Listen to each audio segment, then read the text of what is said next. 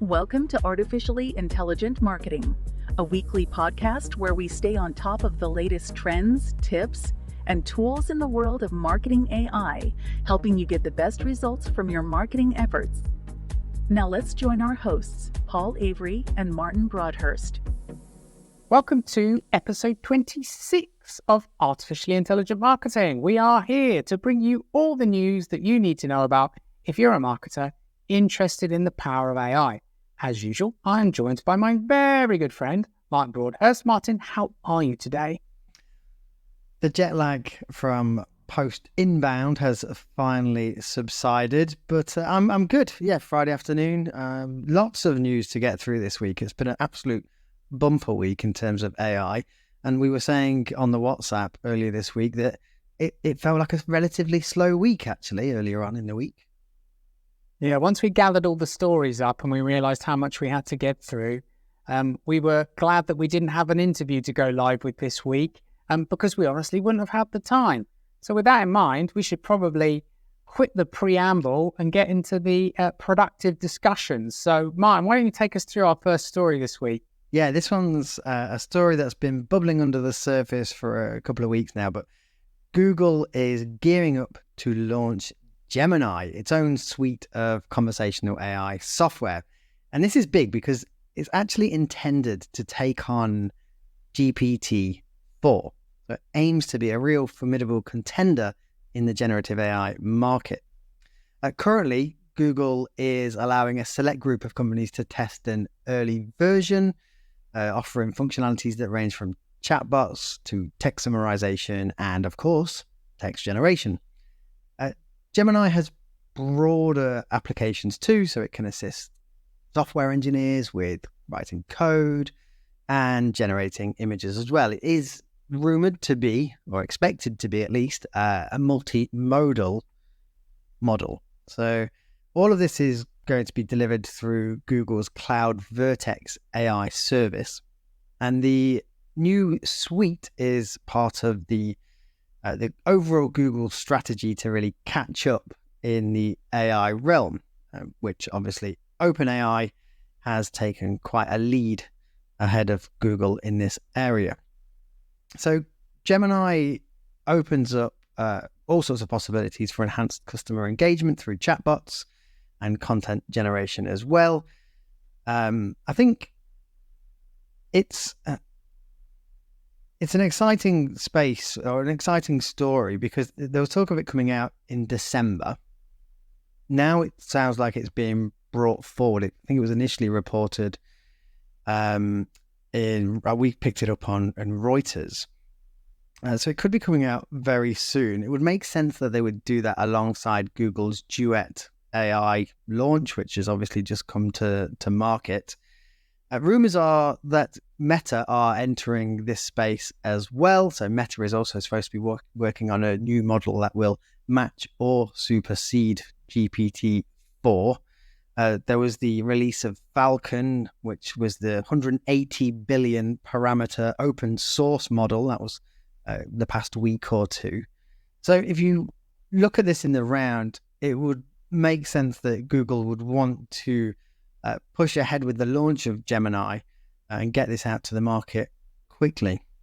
Yeah, we're going to look at Google Duet in a bit more detail later, but Bard and other large language models from Google have lagged behind in terms of the qualities of the outputs of Claude, ChatGPT, arguably even Llama 2. So they do need to try and be ahead of the pack in terms of pushing the envelope for the next step, don't they? But I guess one question that we might consider here, Martin, is does this feel like a too late an entry for Google bringing Gemini here? Is it a good idea because they could see how competitors would position themselves and how tools would be used? Or do we think this is a misstep being late to market with their most powerful models? Yeah, very good question. I think it all depends on the model, right? And how they bring it to market. There's a lot of hype in certain places. So I saw one Reddit discussion thread that someone did a thought experiment based on the amount of data that Google has available through all of through every channel that it has access to, right? And they said, based on their kind of mental maths of this model, it could be, if they were to utilize all of that, it could be 5 times the size of GPT-4. Right? Now, I don't think Gemini is going to be 5 times the size of GPT-4. The compute power would just be like crazy, but they have the capabilities to create a model and train a model that is bigger than GPT-4. So if they bring something to market and they can deploy it in a way that is accessible, easy to use, I think it's a real strong play. If, however, they play it safe and take the somewhat cautionary approach that they've taken to date, I think Microsoft and OpenAI will continue to steal a march on them. An interesting observation I saw from the past couple of weeks is that Cassie Kasakov, the chief decision scientist at Google, she left Google this week, and she did a keynote at MACON back in July, where she spoke about all AI models are built upon the decisions of people. And there was insinuation in some of the articles that were published about her departure that she didn't agree with some of the decisions that Google leadership were making in terms of how they're going to deploy AI in the future and what they're going to do with it next. So maybe Google's more reserved approach and more cautious approach is going to be thrown out of put in the bin, get rid of that, because they need to be more competitive. And they've seen how disruptive OpenAI has been by giving people access to the models, just like, there you go.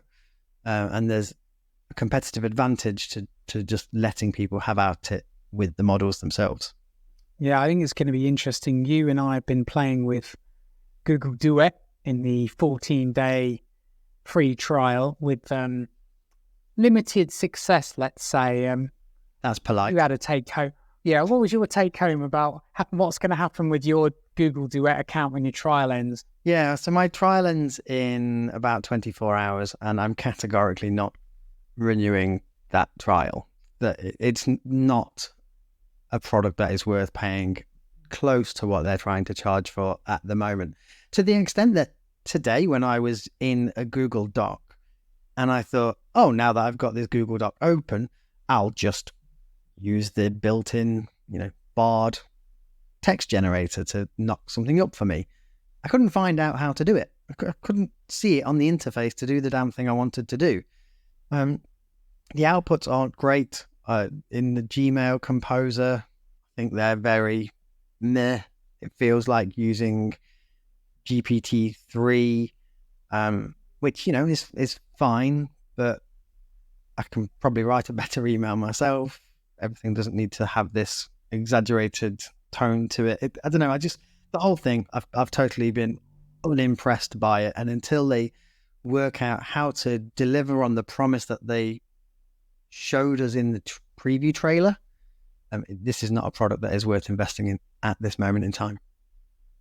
Yeah, I mean, we talked in the last episode or a couple of episodes ago about feeling like they rushed this to market as a half-baked tool, and I think our tests and the tests of other people that we know would confirm that, right? Like the Google Slides integration with it, pretty sucky at the moment. You could basically just generate images with it, which you could probably get better images out of Midjourney or even ClipDrop, right? On Stability.AI's models.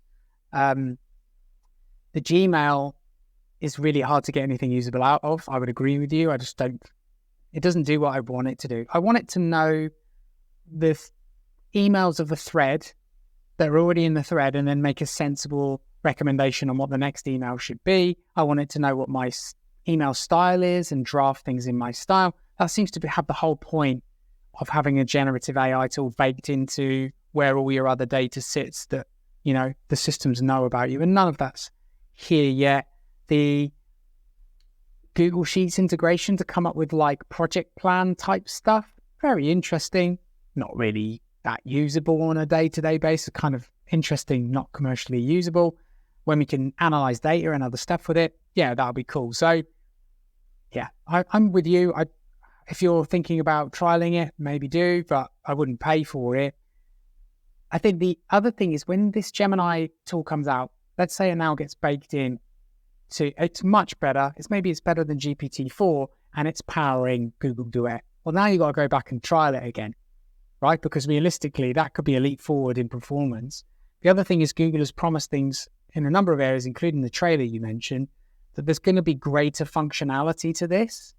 So we're not recommending you take your eye off of Google or Google Duet and you now put it to one side and say, that doesn't work for me, I need a different tool, because it's probably going to evolve quite quickly. But as it stands, yeah, not something to pay for. Right, let's get into our next story then. So next story was a really interesting one. Stability.AI has entered the audio generation market with StableAudio, which is a diffusion model that allows for fine-tuned control over generated audio. So if you go to the StableAudio website, you can use it to produce audio files that have been built based on prompts, text-based prompts that you give them, where you explain the type of music that you want, how long you want the music to play for, etc., etc. And it's really quite impressive in terms of its ability to render high quality audio pretty quickly for you to play with it like you would play with Midjourney for images. You can imagine that StableAudio has a range of applications for marketing, from generating customized background music for your videos, to creating audio cues for live events, to jingles and other use cases. And as it stands, its licensing model also encourages you to use it for commercial use if you are a pro user who's paying, I think it's about $12 a month to access the tool, and you can download things as MP3s, etc., etc., etc. There are actually, as it stands, 3 subscription tiers depending on what you need. So there's a free version, so you can go play with it. There's the professional, and then there's the enterprise. So with free, you can generate up to 20 tracks of 45 seconds each per month for non-commercial use. And then if you're going to likely be a bit more of a power user, the pro plan will give you 500 tracks with 90-second duration each. And importantly, you can use these in commercial projects. If you've got larger scale or more specialized needs, that's where the enterprise plan comes in for you to basically negotiate with StableAudio and the team there for what you need. Now, you've been having a bit of a play with this, haven't you, Martin? And you've generated some little audio snippets. So we're going to hear them on the podcast. Tell us what you've been up to. Yeah, so they've put a really good guide together on the StableAudio website to explain what information went into the training model and what makes a good prompt, really. So I took some of that content and I put it into ChatGPT and said, hey, there's this new model. This is what it's about. Can you help me create some prompts? And it did. So I asked ChatGPT to give me a prompt for StableAudio that would create an introduction track for this podcast. And here it is.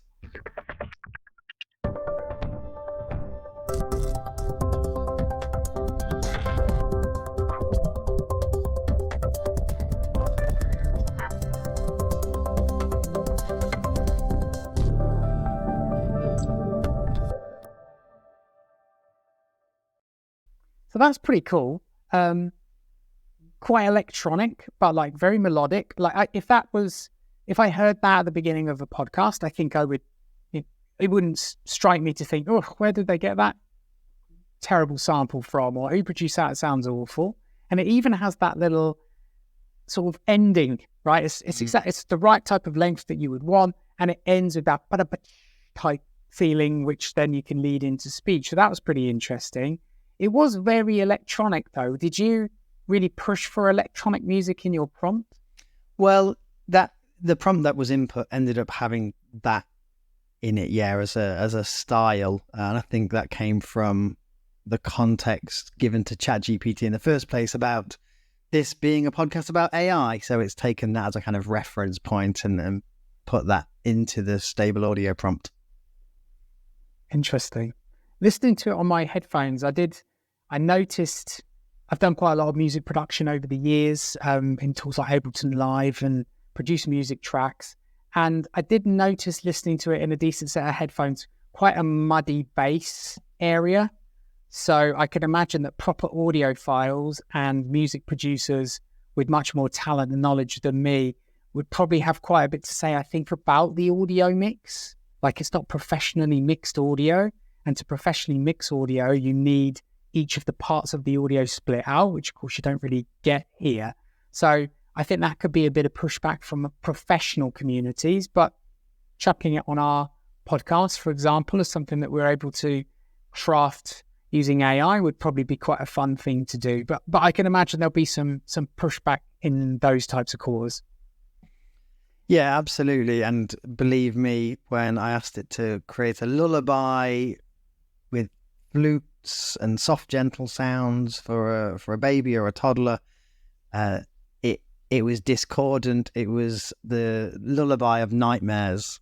It was not the sort of thing that you would want to be playing as you put your child to sleep. I did try some other techniques with it, though. I thought, well, if we're creating a podcast intro, I would quite like a bit of audio branding, so I, again, asked ChatGPT to give us a prompt that would enable us to get something like the Netflix ta-dum or the Intel dun-dun-dun-dun audio branding, audio snippet, whatever you want to call it, for the podcast. And you can listen to the output here. So that's pretty cool. Again, it's like it's understood what you were looking for. It did produce like 30 seconds of audio. It knew it needed to be a little snippet. It's interesting in that it's somewhat close to the podcast intro. Did you specifically say use bits of the same prompt to try and make sure they'd be the same? No, not at all. They were completely separate, actually. So the fact that it's gone down that path of itself is an interesting observation. That's quite fun. Maybe we'll have to try and work both those into the actual podcast over time. I think that would be interesting. And you did a third one, didn't you, Mike? What was your third little experiment? Yeah, so I thought I'd try something completely off-piste from just related to the podcast, and I asked it to create a background score that we could use in a sales presentation if I was pitching in HubSpot to a client.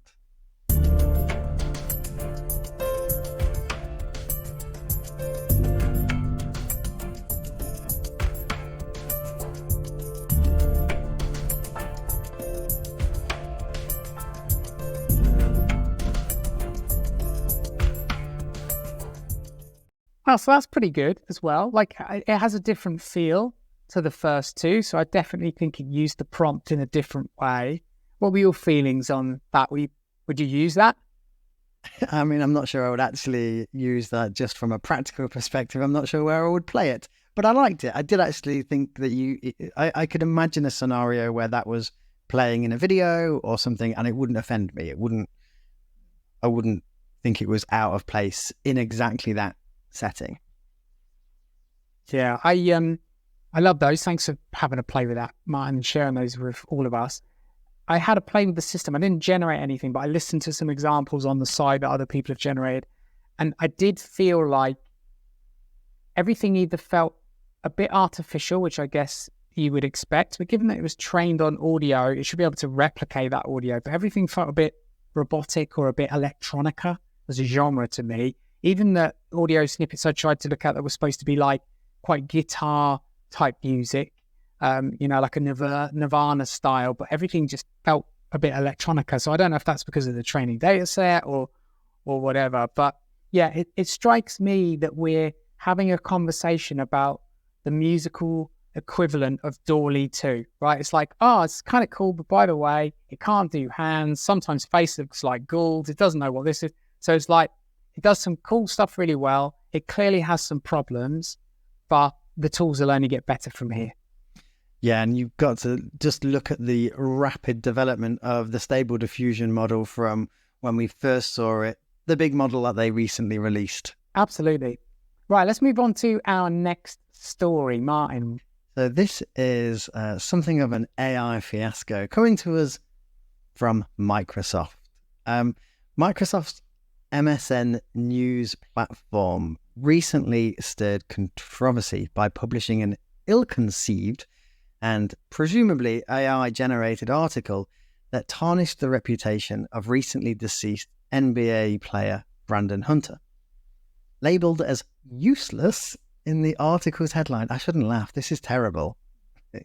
It labelled him as useless in the headline, and then the rest of the article was just incoherent text, and obviously there was a big backlash from the public on this, and lots of people, rightly so, started questioning the use of AI in journalism and the ethics of doing this, particularly for delicate matters like obituaries. The idea that this went out is just mind-blowing to me. And this isn't the first time either. This is not an isolated incident with MSN. They previously published a questionable article with bizarre travel advice about Ottawa. And this really looks like a trend that's taken off after MSN laid off a lot of its human journalism team in 2020 and replaced them with a AI/human hybrid publishing and content production system, which doesn't appear to be going swimmingly. So yeah, with questionable articles, low engagement, and what can only be described as a loss of editorial integrity, this shift towards automation appears to be backfiring. So yeah, just an interesting observation and something there about the risks of, well, the lack of human in the loop. We've talked about it a lot, right?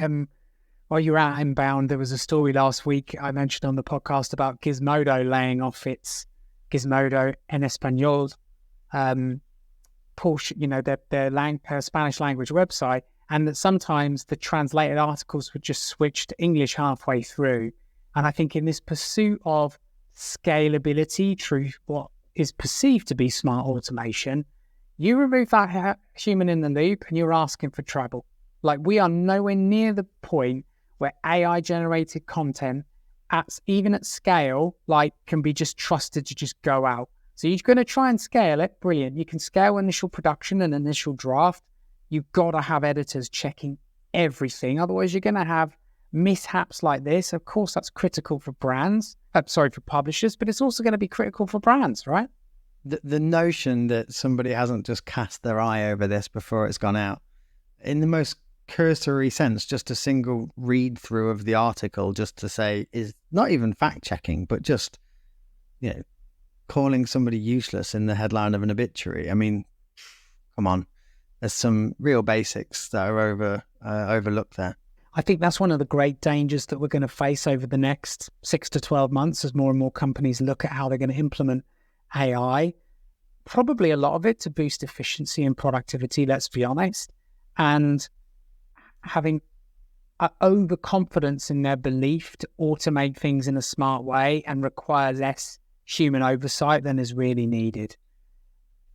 I think that's going to be true of every piece of content you could possibly create with AI support, but you should really also be building, if you're going to do it, and please don't do it, but if you are going to do it, at least have some sort of risk profile, right? Have someone check your obituaries, have someone check content that's more likely to give you issues around sensitivities, and honestly, for goodness sake, human in the loop. Get your human editors involved, because we know that AIs hallucinate, they talk rubbish, and they're going to produce, at best case, useless content, at worst case, offensive content, and you've got to be policing that stuff. Right, next story is from Amazon. Amazon continues to step up its AI game, but this time it's not for shoppers, it's for sellers. So the online giant has launched a set of generative AI tools, and the aim of these tools is to simplify the process of listing products. So if you are drop shipping or working in e-commerce and you're using Amazon to sell products, this is for you. These new capabilities, essentially, they'll take a brief description from you as the seller and then use that to generate complete product titles, bullet points about the products, descriptions, etc., etc. With a foundation in large language models, Amazon's generative AI promises to produce high-quality content that not only makes listing easier for sellers, but hopefully also enhances the shopping experience for customers by ensuring that all products have richer, more comprehensive product information. If you are in the e-commerce sector, then we would predict that Amazon's latest innovation could be a real time saver for you. But significantly, given our last story, also how important it is to make sure that you are checking the automated descriptions and information that you're getting to make sure that the information is accurate. There's also going to be question marks, we think, about how to maintain brand style and brand tone if you're handing over content generation to generative AI, which we would predict is going to produce a bunch of product descriptions that all begin to basically sound the same. And if effective marketing is about differentiation, then the last thing that you want is for your content to sound the same, even when it's things like product descriptions. So yes, I think it's going to end up saving people a lot of time, but again, it's got to be used with honor. What do you think this means for the specialist copywriting services out there? Do you think they're facing a real existential threat? It's a good question. I think if your main services revolve around e-commerce product listings at scale, then if you're not experimenting with this technology already, then you probably should be, because I'm sure that you are best positioned to figure out where its strengths and weaknesses are going to be and perhaps how to scale your operations and be more efficient. But human in the loop is critical. I think if many companies think they can replace you with this AI, they're going to drift into the muddy grey middle of everything that sounds the same. And there are going to be certain products potentially where that's appropriate because, 1% of people read the product description anyway, maybe. But I think for those products where you really want to make sure that your content helps convince customers on Amazon to buy your product and not one of the competitor products, I think you're going to struggle to beat a good, talented e-commerce copywriter. That being said, I haven't seen many of the outputs. Maybe they're using a lot of the writing frameworks and creativity in their ability to pitch products and write compelling product descriptions that humans would use. But somehow, based on the outputs I've seen from other large language models, I would doubt that they're going to be better than the true experts. They'll be better than, if I'm honest, poor copywriters and average copywriters, but they won't be better than the experts, I wouldn't say. What are your thoughts? Likewise, if you are a copywriter and you're not playing with these tools already, then, the whole thing is an existential threat to you, right? So you've got to be looking at these tools to enhance what you're doing. I'm mostly interested from a consumer side as well, the impact of this, because there's loads of times that I've been on Amazon and looked at a product, a generic product, something that is some generic label product, and the description is terrible. And it could just be that it's just badly worded English. It's been written by someone where it isn't their first language, and you get this description and you're like, I don't really know what this means. If we can get, from a consumer perspective, just those kinds of descriptions tidied up a little bit, I don't need a crafted copywriter to come in and write this great thing that tells me how good this, debobbler is that I'm buying for a few quid on Amazon. I just need it to tell me some basics. Then great. I'm all for it. I'm delighted to see Amazon integrating this technology into their core product offering. Yeah, and I think there's an element of risk and reward. Like if I'm a drop shipper or I'm working in e-commerce and I'm selling 10,000 products on Amazon and I'm running a lean ship, I haven't got the bandwidth to hand write and hand check all of the descriptions for all the products, especially when we get into translations as well. So I think there's an element of, if sometimes the product descriptions are inaccurate or not very good, but they're, on average better than nothing, I might take that risk, right? Because I might feel like, well, for 9,500 of the products, it worked really well and it's helping to sell more of them. And for 500, maybe it got something wrong, or the translation wasn't quite right or whatever. So I do think it's a continuum. I know we've just talked about how you got to check everything, and I think there's a number of different business cases where that is absolutely true, but it's going to come down to risk and reward, how much time and effort you're going to invest in certain things versus like the improvement in results that you're going to get. And then as a business, just making the decision that's appropriate for you. Next story is from our friends at GoCharlie, who we've had on the podcast in the past. So for those that don't know, they are a multimodal generative AI tool for marketers, and they have just bagged $2 million in seed funding. The investment aims to accelerate the company's mission of becoming the trusted partner for enterprise customers in the AI-enabled marketing space. Recent guest and GoCharlie CRO, Brennan Woodruff, told Axios that GoCharlie is making strides in creating a large language model purpose-built for marketers. The new tool aims to deliver personalized content for brands across multiple platforms, ensuring a consistent brand voice. Investors like Goodwater Capital and SRI International are throwing their weight behind GoCharlie, particularly valuing the startup's technical prowess and IP creation. In the pipeline, GoCharlie is eyeing a larger funding round next year, and they're also on the lookout for potential M&A targets.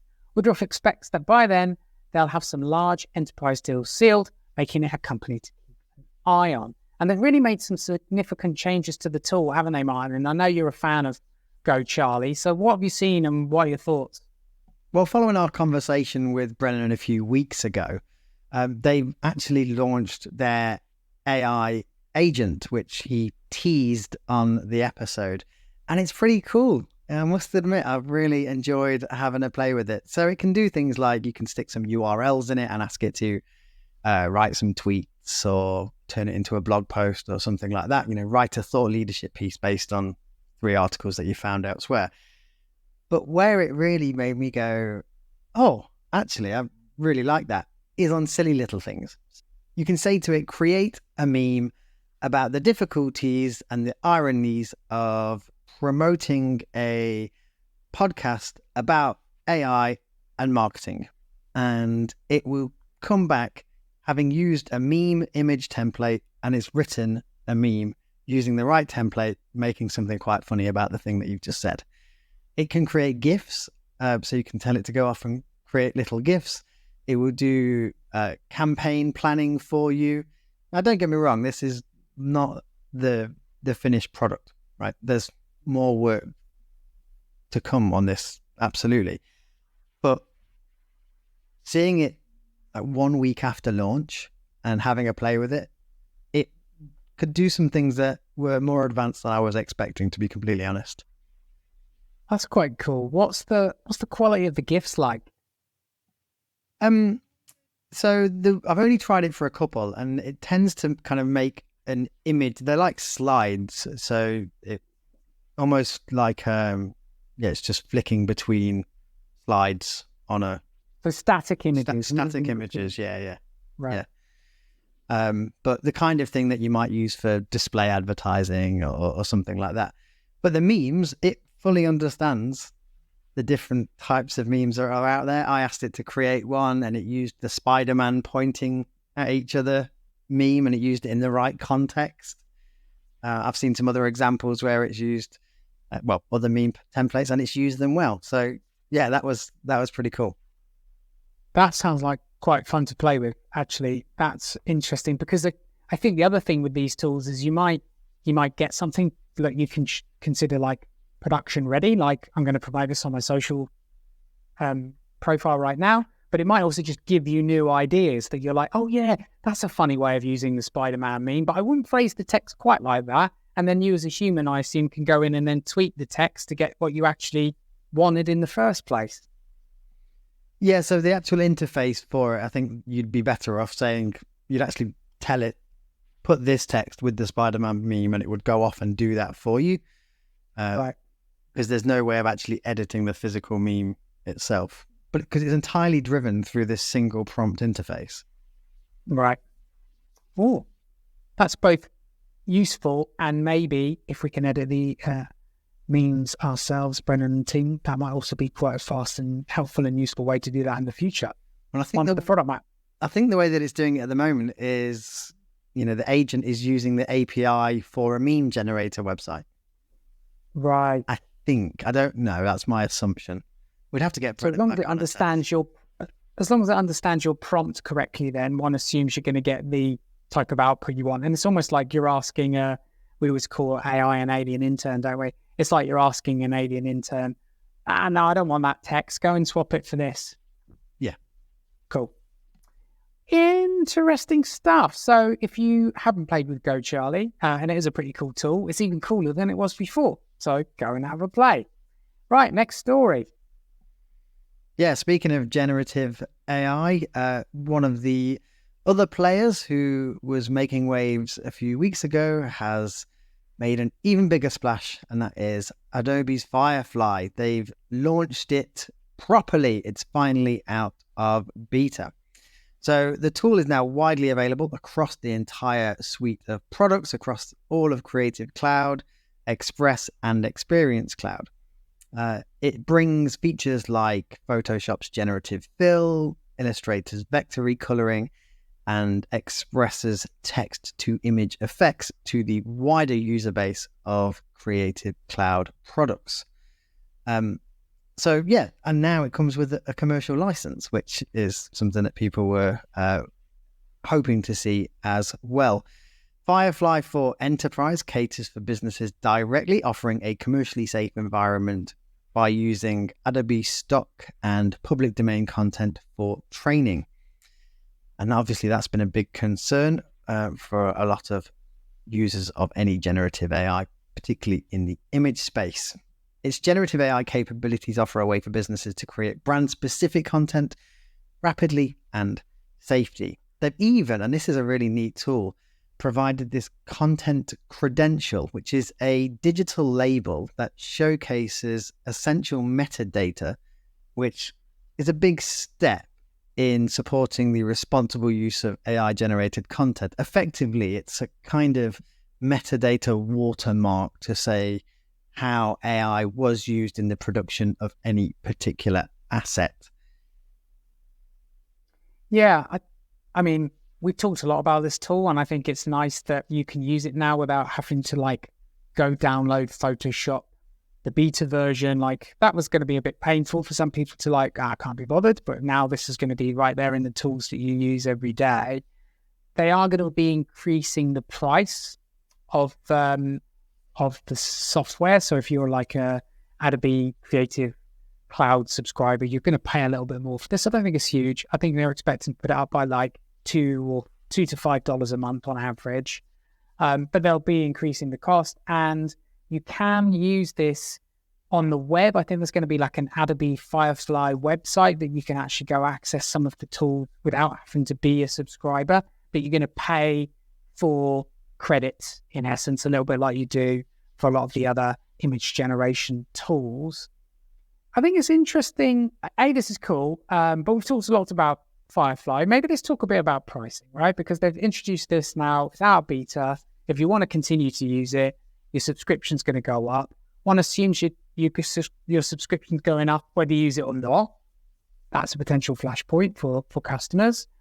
And we talked last week about Zoom introducing AI features, but without changing the subscription price. And we also said today that we wouldn't pay the additional fee to access Google Duet, but I continue to test it honestly if it was part of my ongoing subscription. So what do you think is going to happen? How's this pricing war going to play out? Do we think everybody's going to try and increase their subscription fees to cover the AI parts of their tools? Is it going to be a competitive advantage to not do that? What do you think is going to happen?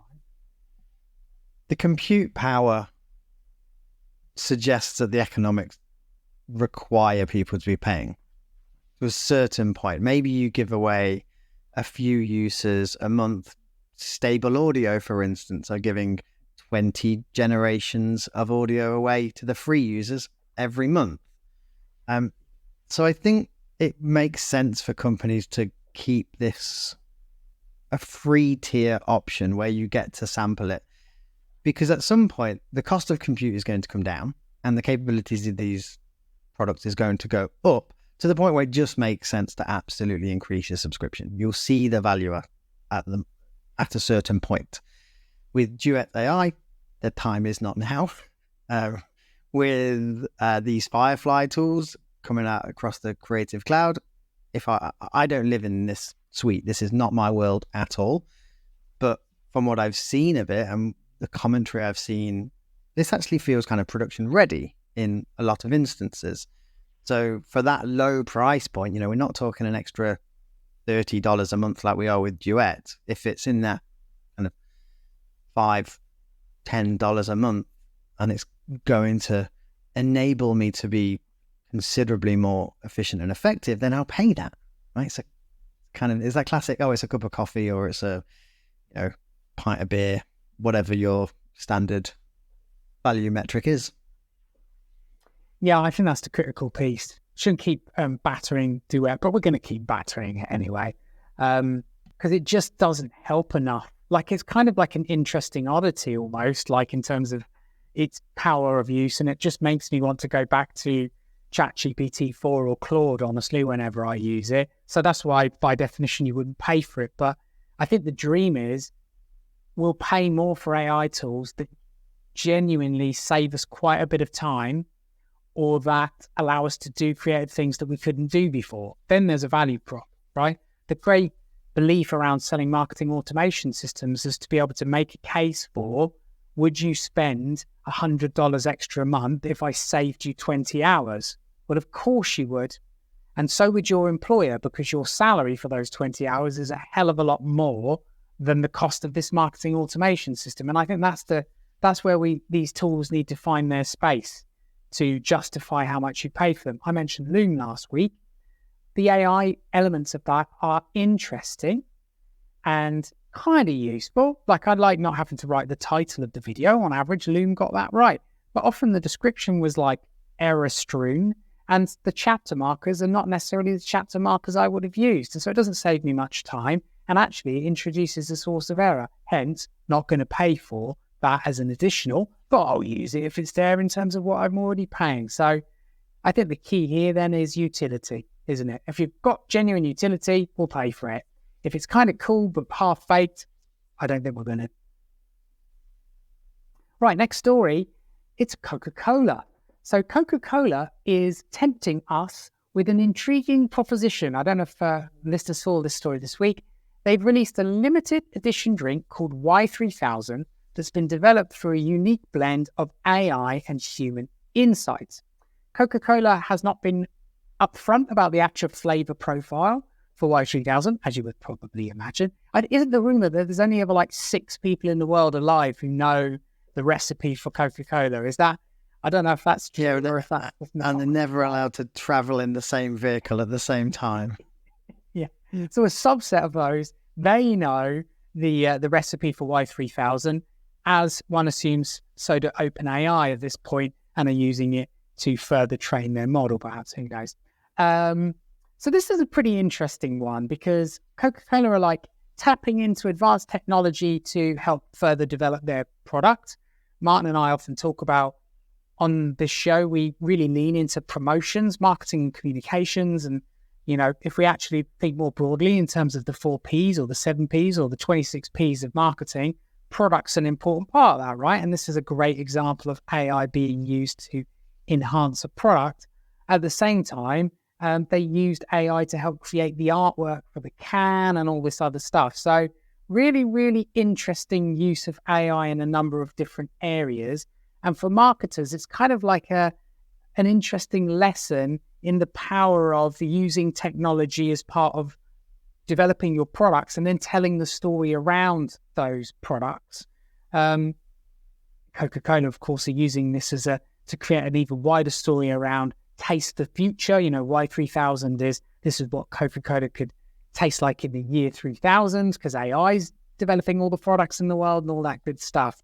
I guess the question here, Martin, is this kind of like a marketing gimmick, or do we think we're going to see AI being used more in combined product development and promotion? In the short term, yes, marketing gimmick. And I am all for it. I am leaning into this marketing gimmick, and we are sat here promoting it on the show. They've made a bit of a story on it. Yeah, I love it. And I like to see these stories. I want to see brands doing cool stuff with their product development using AI. In the longer term, yeah, absolutely. I think it will be, because all of us are going to be using AI tools all of the time. So it's going to be part of the product manager's toolkit. I don't think it's going to make a splash in terms of a story like this one will, but we're going to see AI as part of the product development process because it's good at ideation. It's good at helping come up with ways around. It is quite creative, much as people don't think it is creative. It is quite creative. So it can be used in brainstorming sessions. So yes, AI for product development is absolutely something we're going to have more of in the future. Yeah, if I reflect on this and I'm a product manager, I'm probably, like, if you're a product manager and you're listening to this, I think it's a very interesting thought experiment to think about how can I leverage AI and the hype train around AI to bake AI in a cool and interesting way into my product and then tell an interesting story about it. At the same time, how can I do that in a way that genuinely is interesting and doesn't seem shoehorned? Because I think you can also get this massively wrong. And it's another case of, oh, guess what? Another AI first product. My shoe allows me to jump further and faster, and I'm better at basketball because it's got AI in it. Oh, guess what? This chewing gum lasts 5% longer when I stick it on the bedpost overnight because it's got AI in it. Like, at some point, that's just going to become too much. But what Coca-Cola have done here is they've made it all feel relevant. Like it was not just a PR stunt, but that actually it was quite a cool and interesting thing to try with their product. And then they thought, oh, we can tell a brand story around this, and we can actually make AI and generative AI part of the marketing promotion strategy, helping create some of the content and all those types of things. So maybe a good thought experiment for the product managers out there. And if you're more of a marketing communications pro, book in a meeting with one of your product managers, get ChatGPT open and just start brainstorming between the three of you how you might leverage this boom in AI to enhance your products and tell great stories about them. Right, next story, mine. EY, formerly Ernst Young, has announced a massive $1.4 billion investment into AI technologies. And they're taking aim at the burgeoning market for AI embedded consulting services. So this initiative places EY in direct competition with other consulting giants like KPMG and Accenture, all of whom are investing heavily in AI as the next frontier for business growth. The newly unveiled EY.AI platform, I said that with no complication, definitely didn't trip over it, absolutely nailed it. Oh, chef's kiss. Mwah. The new EY.AI, Do it again. you can't do it twice in a row, that's just ridiculous. The new platform comes with AI-infused versions of EY's existing product suite, including EY Fabric, which is a data management tool already being used by their 60,000 clients. So their intent is clear, and it's really to integrate AI into every facet of their business operations. Apparently, they're also looking to release their own large language model called EY.AI EYQ. I mean, come on, get the brand team on that. There's a lot of work to do there on the brand. You've done spectacularly, Martin, to keep getting that right. It's 5:30 p.m. on a Friday. We should arguably be in the pub, and you're trying to get your head around that. EY, you got to help us out. We need a snappy name for that. We'll ask ChatGPT for some snappy names, and we'll email them over. Yeah, so this sounds like it's going to be used for an internal tool for EY staff, but who knows, maybe this will be rolled out to their customers. No news on that at the moment. They've secured an early access partnership with OpenAI's capabilities through Microsoft Azure, including GPT-3 and GPT-4, and they've formed some partnerships with tech giants like Dell, SAP, and Thomson Reuters. I think what we're seeing here is just another step by all of the big consultancies to jump onto the AI hype train. Deloitte have done it. McKinsey are doing it. We've seen their KPMG and Accenture are doing it. It's becoming integral, and big companies are clearly going to these consultancies saying, hey, we need help in this space. So they've got to be making a lot of noise saying, we know what we're talking about. Look at these investments that we're making. We're on it. You can trust us. We're ahead of the game. I agree. I think there's a question here, right? Which is AI embedded consultancy service, is that the norm pretty much from here on out? I mean, what do you think about that, Mike? Well, I think it is, because AI is going to be baked into everything. So you've got to speak that language. You've got to know and understand what AI is, in the same way that these big companies for the past decade or so, the buzzword has been digital transformation. That's what they've been doing. Deloitte Digital has had loads of thought leadership pieces on this. You go on the McKinsey website and it's talking about how digital supports growth. It's going to shift from digital to AI. That's what we're about to see. Absolutely. In fact, what an opportunity for us to talk about our AI transformation services offered by the team at Artificially Intelligent Marketing to help you bring AI to your organization. We weren't called AI transformation services. We were just offering training and consultancy. But I like that, Martin, and I think we should TM it. It's probably been TM'd already, but we'll get it on the website anyway. I agree with you. I think there's a number of aspects to this. I can imagine a future, honestly, where you can pay to access a McKinsey bot that is your first port of call for questions about your business. And you can get a form of guidance through the bot and you subscribe to it.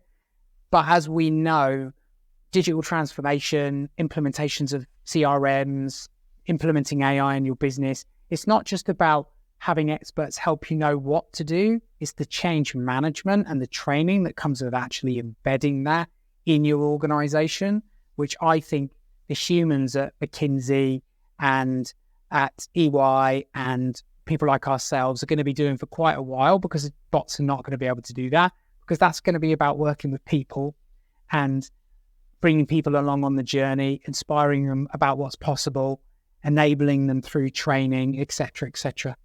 Right, last story this week, we are talking MailChimp. So MailChimp, which was acquired by Intuit not that long ago for crazily large money, is bringing AI to its suite of tools. So it's basically baking in Intuit Assist, which is a AI chatbot style tool that Intuit has obviously been developing, but now it's going to be made available if you are a subscriber to and user of MailChimp.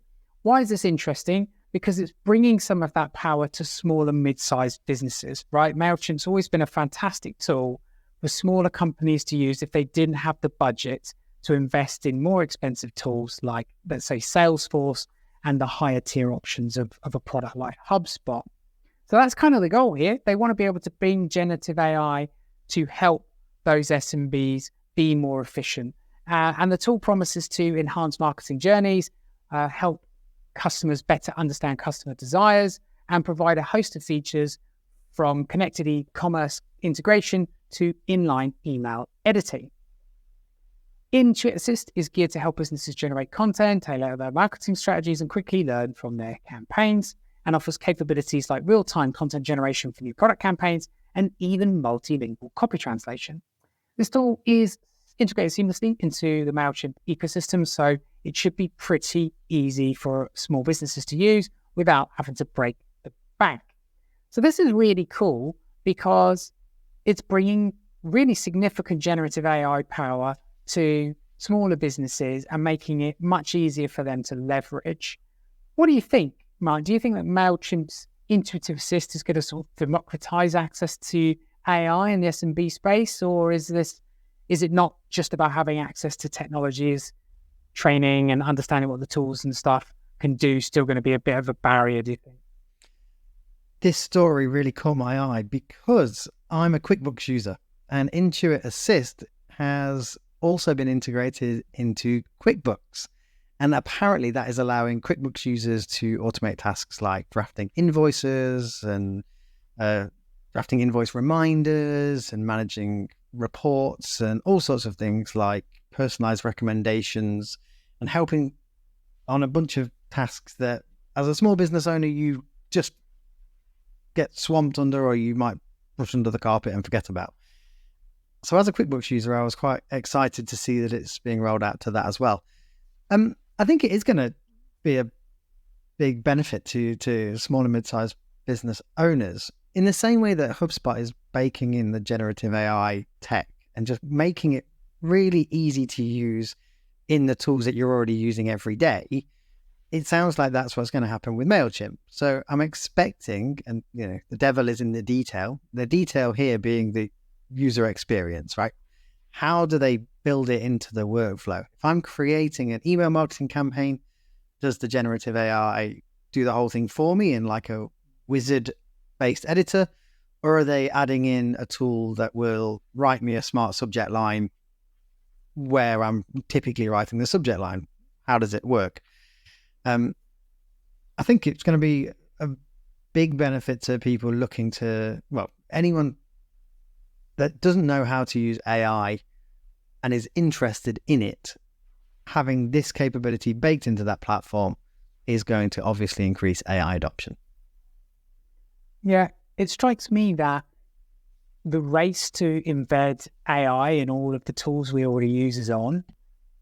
I think that will fizzle out quite quickly. It could become table stakes reasonably quickly, that you expect some sort of support agent to be able to do things for you based on natural language prompts, to help you create content, to answer questions about your data and help you do data analysis, to smart automate certain tasks.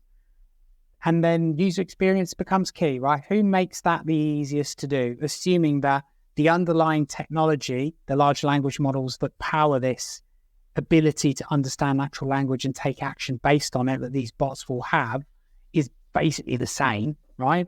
If that's always the same, then it's about user experience and how easy they are to use and having them in the place where you already do stuff you already do, like MailChimp, if you're a MailChimp user, or Microsoft Word or HubSpot or any other platform that you've got. So it might be interesting for us to look back at the end of 2024 when every piece of software's little chat icon that everybody has in the bottom right that basically will help you answer simple questions or sends a message to a human in customer support is in essence not that at all anymore. It's a LLM-powered conversational agent that doesn't involve any humans, that helps you do a heck of a lot more in the software that you're using than you were able to do before, all powered in a interface that's kind of similar to the kind of web chat interfaces that we already use today, but just powered in a different way. Yeah, and before the end of 2024, I'd say by the end of 2023, saying that your software product has AI capabilities is going to be so passé, it's like saying that you've got a website. Absolutely. So there you have it, folks. That's what's been going on in the world of AI this week. As you know, we deliberately focus on all the stories that we think are going to be the most important for marketers. So there's been a bunch of stories this week, like all the key industry bods have been meeting, having important meetings in Washington about the ethics of AI and all that good stuff. It's not that stuff's not important or we recognize it's important, but we do like to focus as much as we can on the practical aspects of AI that are going to be impacting the workflows of marketers and small business owners across the world. If you like this podcast, then please subscribe. If you really like it, tell your friends about it, especially if you think they find it interesting or they would benefit. Thanks as always for your time, Martin. I will look forward to catching up with you next week. Speak to you next week, Paul. Thank you for listening to Artificially Intelligent Marketing. To stay on top of the latest trends, tips, and tools in the world of marketing AI, be sure to subscribe. We look forward to seeing you again next week.